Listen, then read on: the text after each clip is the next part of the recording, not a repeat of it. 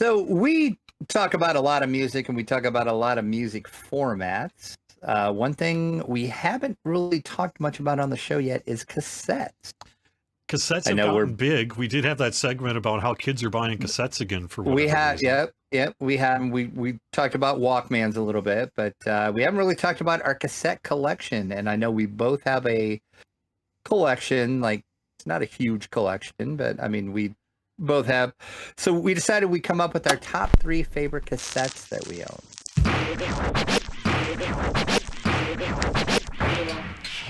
At one point, I had a wall of cassettes. Really, basically, pretty much. Oh yeah. And these days, I have a box of cassettes. A couple of boxes. One box of just dubbed stuff, tape stuff, live stuff, local stuff, my own stuff. One box of commercial grade tapes, and then another smaller box of commercial grade tapes. But a lot of my tapes, I wore them out. They don't last forever. Cassettes don't last forever. That's yeah. That's kind of the hard thing about buying used, because I tend to, when I'm in record stores, I'll look at cassettes and I'm like, I just don't know what this is going to sound like. I mean, the tape looks like it's in good shape, but I'm like, what's this going to sound? Then I get home and it sounds horrible. But cassettes are more of a collector thing for me more than I mean, I do listen to cassettes from time to time, but I think, to be honest, it's more of just, I like collecting music. So I collect the cassettes just for what they are. Cassettes were fun. They were portable, and in an era before MP3s and everything, they were the way to go, because it was really nice as a student or whatever, going to and from school and everything. They were great. Cassettes are awesome, and they opened up the world of self-recording and DIY recording in a way that didn't exist prior, in a way that changed the world. Very true. So yeah. So go cassettes, and we're even bringing out some of our OGs here. Let me start off with the number 3 here.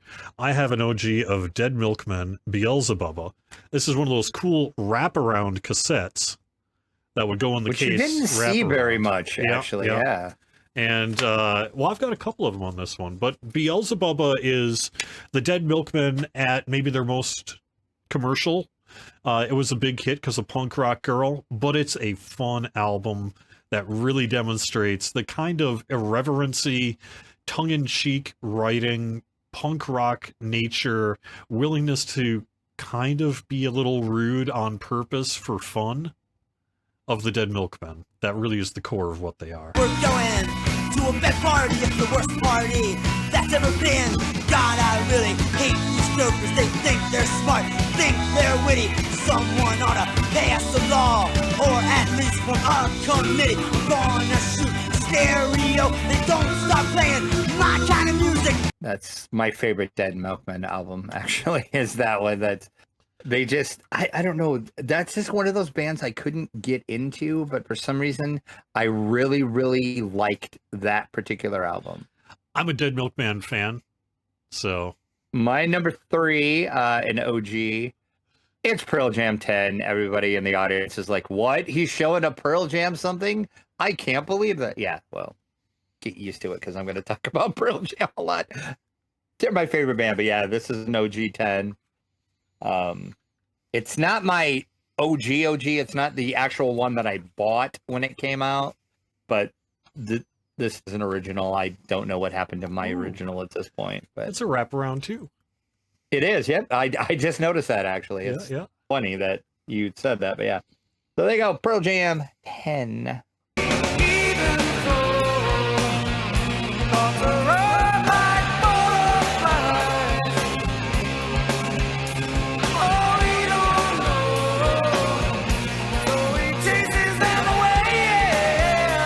My number 2 is an indie find, Sebadoh the Freedman. This was by Homestead Records.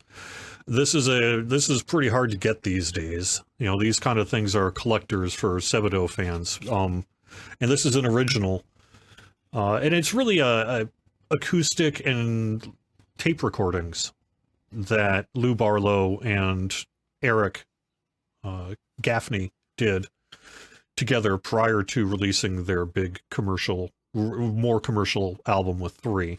So this is just like song snippets. No song is more than maybe a couple minutes long. It's got weird soundscapes and collages and tape mixes and things like that. And it's really the bridge between Dinosaur Jr. and Sebadoh, the wider group, which came about a little bit later. I'm lucky that I got to meet Lou Barlow and get this signed in 2006. So I also love this cassette because I can't get it on camera, but it's signed by him. There you go. Yep. Nice.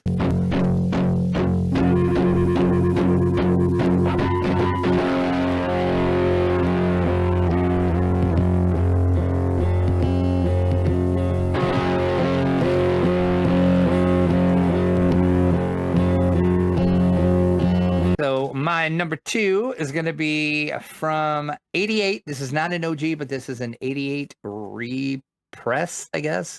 I don't know how you say that for tapes, but this is Metallica Kill 'Em All. This is in particular the 88 Elektra version. This sounds absolutely amazing.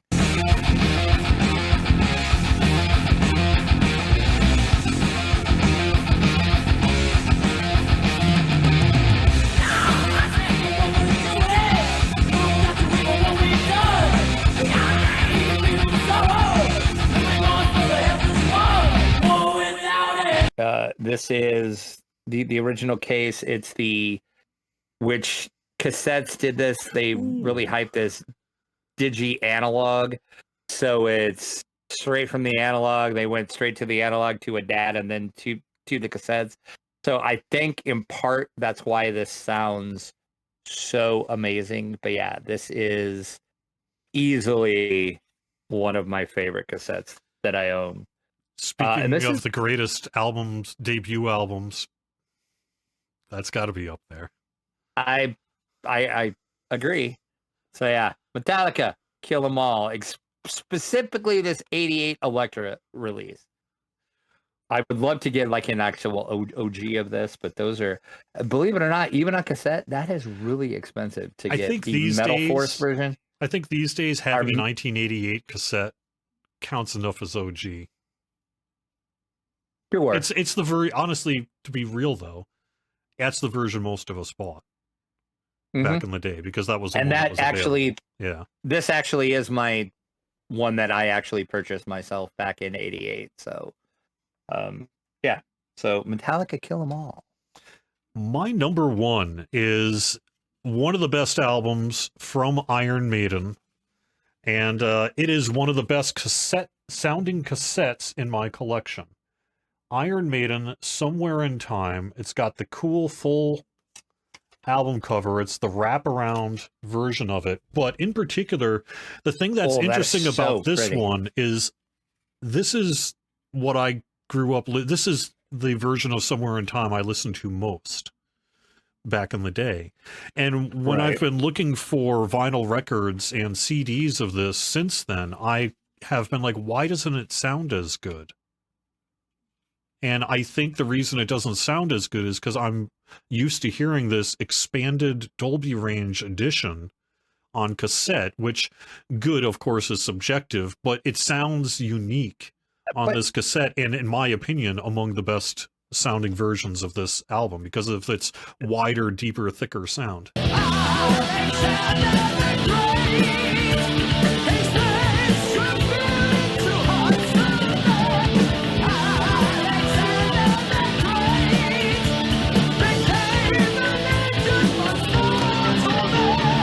Right.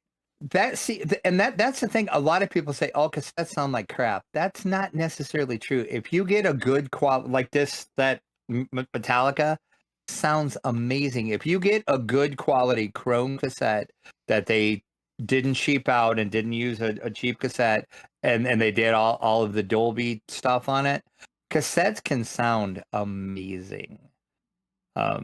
Even now, I can throw this Metallica in, and I'm just like, holy crap, this sounds good. My number 1 going to be Body Count and the debut album. If you're not familiar with Body Count, this is Ice-T. He is doing metal. I guess I didn't know until this came out, but Ice-T has always been a big metal guy.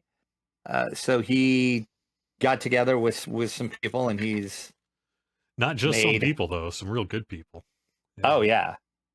So yeah, and then this is the OG press of this, so it does have the. I won't say the name in case we get delisted or anything. It's the controversial song is on here.